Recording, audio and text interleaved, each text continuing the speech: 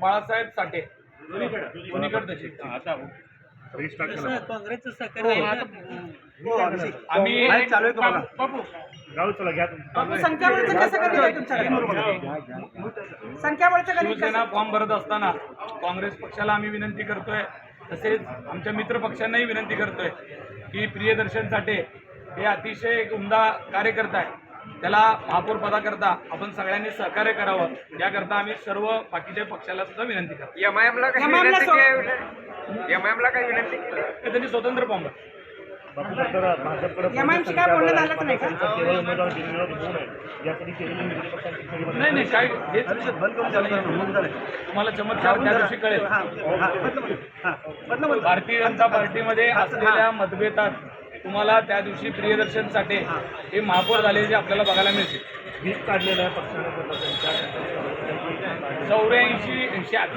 87 जागा येऊन सुद्धा त्यांना व्हीप काढावा लागतो, याच्यामध्येच त्यांचं अपयश आहे हे आवर्जून लक्षात आलं पाहिजे की 87 जागा असताना सुद्धा आपल्या पार्टीला इतका स्पष्ट बहुमत असताना व्हीप काढून बंदोबस्तात लोकांना आणावं लागतंय, ह्याच्यापेक्षा वाईट परिस्थिती नाही. म्हणजे स्पष्ट त्यांचा उमेदवार निवडून येत असताना तुमचा अर्ज भरणे म्हणजे लोकशाही जीवन ठेवण्याचं लक्षण आहे म्हणायचं काय? लोकशाही तर जीवन ठेवलीच पाहिजे. लोकशाही आहे का नाही इलेक्शनमध्ये आपल्याला बघायला मिळालेलं आहे. तशा पद्धतीचं इलेक्शन सोलापूर महानगरपालिकेचं झालं आणि आज सुद्धा एवढ्या जागा असताना सुद्धा ज्या पद्धतीनं कित्येक दिवस गुप्तता पाळली गेली, कुणाच्याही अजून मला वाटतंय उमेदवारांचा सत्कार सुद्धा साधा झाला नाही.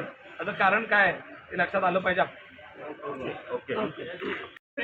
महापौर पदाच्या निवडीची प्रक्रिया सुरू झालेली आहे आणि आज शिवसेना पक्षाकडून आम्ही प्रियदर्शन साठे यांचा महापौर पदाकरता उमेदवारी अर्ज भरलेला आहे.